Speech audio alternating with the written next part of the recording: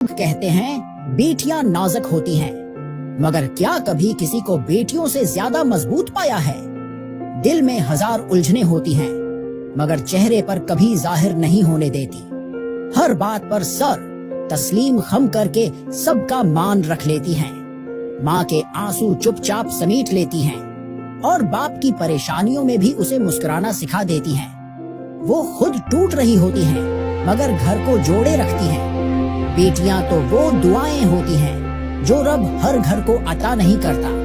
वो कभी घर की रौनक होती हैं। बेटियां तो वो चिराग हैं जो जलते भी हैं और सबको रोशनी भी देते हैं। जब सब दहक जाते हैं तो यही बेटियां हैं, दुआओं की चादर बनकर सब पर छा जाती हैं।